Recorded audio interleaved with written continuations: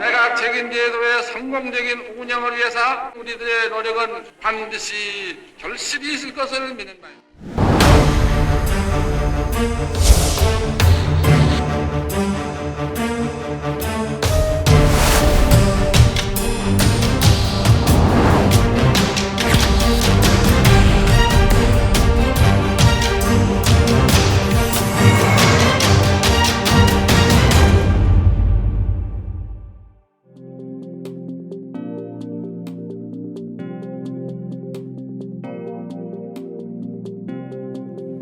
승자 독식의 원칙이 철저하게 적용되는 대통령제. 한 명의 후보자와 하나의 정당만이 영광스러운 주인공이 되는 대통령제는 그 승리의 대가가 너무나 크고 달콤합니다.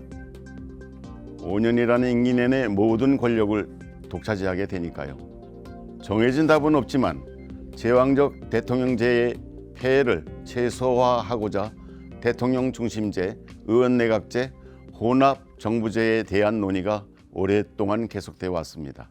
하지만 우리 현실에 딱 맞는 대안을 찾지는 못했습니다. 잠시 등장했다 막을 내린 의원내각제의 부활이 필요한 시점일까요? 서울대학교 홍준영 명예교수님의 의견을 들어보도록 하겠습니다. 지금 시작합니다.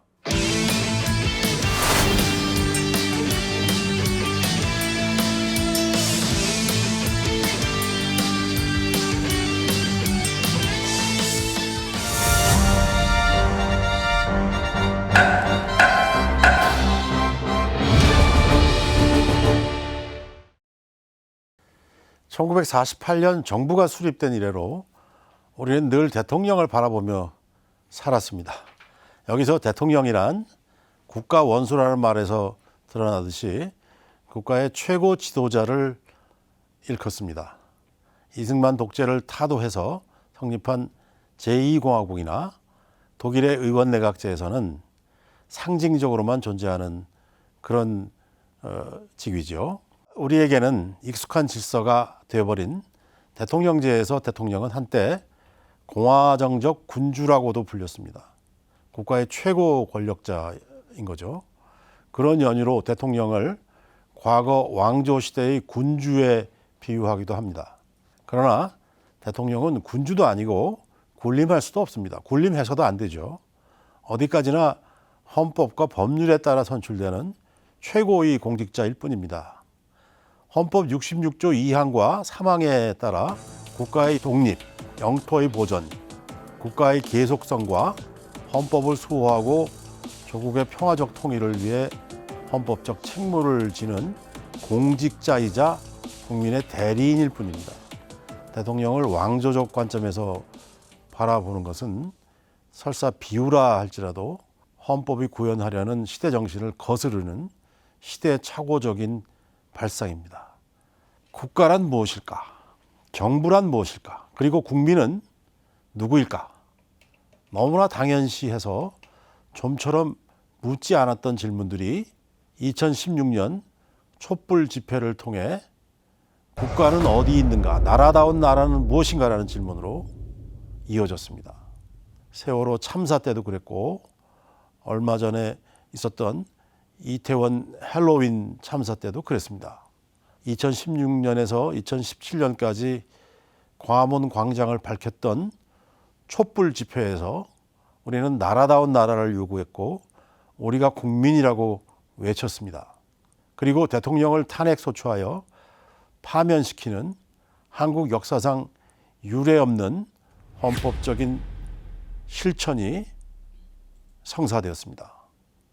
87년 헌법이 헌법재판제도를 출범시켜서 헌법을 생활규범, 재판규범으로 작동시키는 데 성공했다면 대통령 탄핵 심판은 우리가 그동안 잊고 있었던 헌법의 위대함을 깨우쳐준 결정적인 계기였습니다.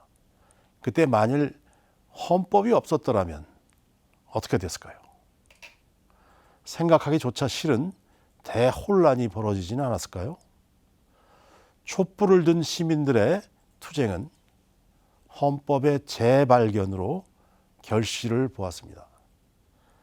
그러나 이 역사적인 전환점에서 새로운 시대 정신에 걸맞은 헌법이 탄생하지는 못했습니다. 촛불 민주주의 덕분에 탄생한 문재인 정부의 헌법 개정은 무산되고 말았습니다. 민의를 따라 새로운 헌법을 탄생시켜야 한다는 과제는 결국 이월되고 말았습니다. 새로운 헌법을 만들 때 정부 형태의 문제를 건너뛸 수는 없지만 국민이 바라는 나라다운 나라는 정부 형태를 잘 선택한다고 해서 그것만으로 결정되지는 않습니다.